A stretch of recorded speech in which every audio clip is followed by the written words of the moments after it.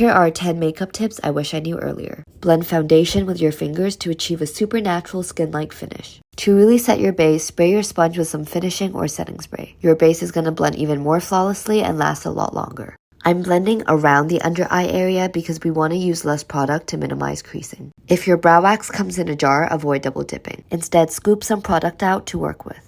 Marinate your concealer so you can use less product while still getting a full coverage. Spray finishing spray between every step, especially if you like to do your skin first. It keeps the skin looking fresh for hours and the base just looks soft and airbrushed. If your eyeliner smudges easily, set it with some dark eyeshadow or put some powder in this area where eyeliner usually bleeds. For eyes with epicanthic folds, apply inner corner eyeliner on the lower lash line. To brighten and open up the eyes, place highlight in this divot here. I like to bring it up and down into the lower lash line. When setting your makeup, go one step further by drenching your sponge with setting spray, tapping gently to melt the makeup into your skin.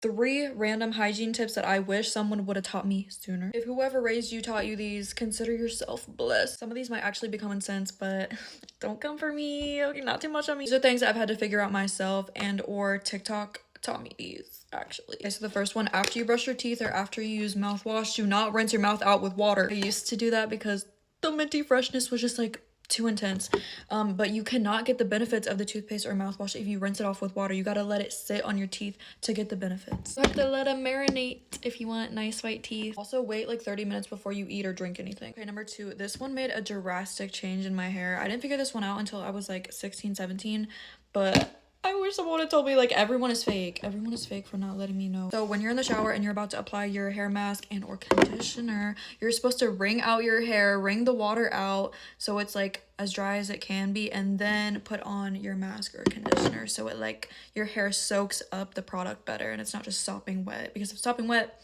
it's not going to soak up the product. And then lastly, if your perfume isn't sticking or staying all day, girl, you need to try the Vaseline trick. I'm going to apply the Vaseline to where you would normally put your perfumes, like on your wrists, on your neck. This way you're giving the perfume something to stick to so that it lasts all day. Y'all, Good Girl Blush is so bust. But yeah, those were some of my unspoken tips that not a lot of people talk about. If you've been known these forever, good for you. But if you didn't, I hope this helped. I love you guys. Bye.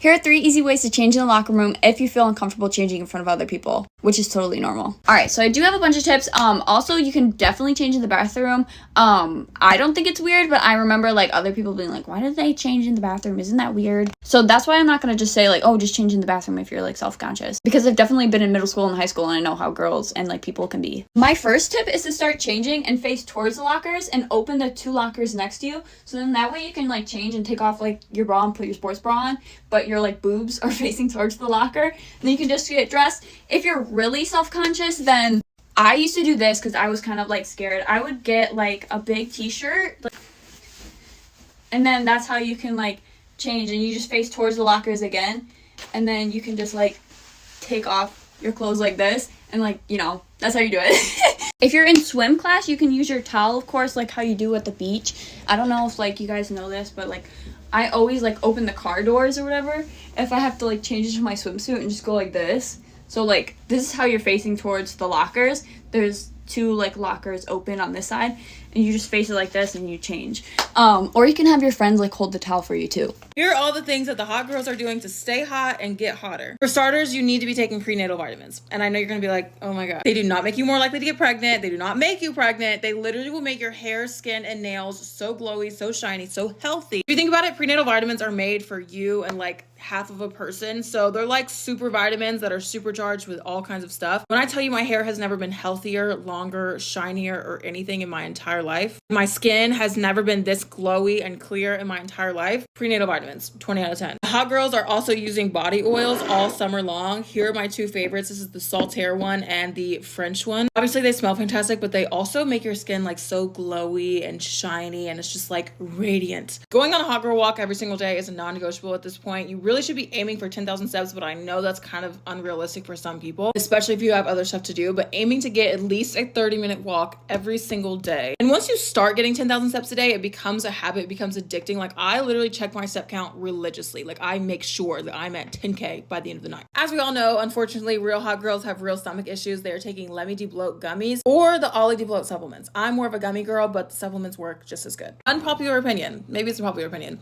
Hot girls do Pilates. Babe, hot girls are doing Pilates. I got a Solid Core membership like a couple months ago. I have never felt and looked better, I think, in my entire life. Solid Core is technically Legree, but Pilates, Legree, all of that, it'll get you right. 100%. The hot girls are doing it, but that is kind of expensive. So if you aren't ready to pay like $200 a month, literally get on YouTube, type in Matt Pilates, and you will find all kinds of at-home workouts. Thank me later. Staying hydrated, especially in the summertime, is very important, but it's also very underrated because it makes your skin and your hair and your nails and everything else much shinier and healthier. And obviously also it's very hot outside. If you're more hydrated, you're less likely to get dehydrated and you just feel way better. I've been using Liquid IV and putting it in my water once a day. It's changed my life. It's literally changed my life. Bye. If you want to be able to walk into a room and have everyone be fucking obsessed with you, this is what you need to do. Number one, and this is so overlooked, it's your posture. You need to have your shoulders back, your chin up, and walk with intention. Whenever you walk into a space or a room, this just exudes confidence and being that bitch. This truly makes the biggest impact for how people will perceive you.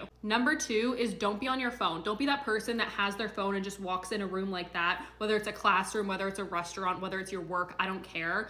Don't be that bitch. Don't be on your phone. Don't be hunched over. Just put it away. Put it in your pocket, put it in your purse, and walk in with intention and confidence. Number three, be intentional with your hands. Don't walk in a room with your arms crossed. Don't walk in a room with your hands in your pockets. Don't walk in a room with like your hands even in your sweater like this.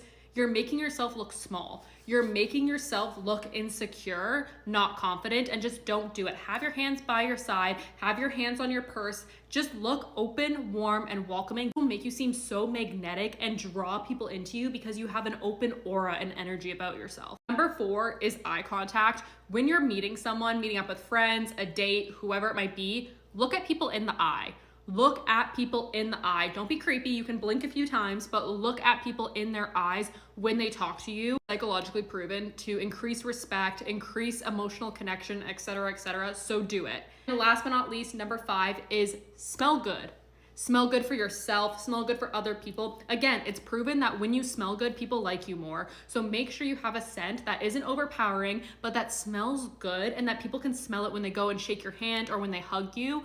This truly, number one, is the best compliment to be told that you smell good. But number two, people just think you're way nicer and way more open and warm when you have a good smell to you, and it's literally so easy. 5 things I wish I knew about skincare sooner. Take your makeup off with a cleansing balm. Makeup wipes are not enough. Just a face wash is not enough. If you're double cleansing, start with an oil cleanser. Massage for at least a minute where you're most clogged. Emulsify the oil with water so you don't break out, and then you go in with your cleanser. Wash your face for at least a minute, otherwise you're likely not getting all of the bacteria off of your skin. If a product is burning or stinging, that does not mean it's working more. Do not mix all of your active ingredients in one night. Too many active ingredients will lead to irritation. Irritation leads to inflammation, and inflammation leads to breakout. Now you know.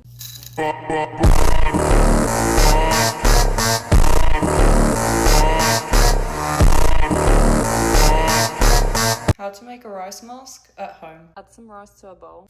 Rinse the rice 3 times. Boiling water, soft. Add it to your blender. Probiotic yogurt and honey. Voila.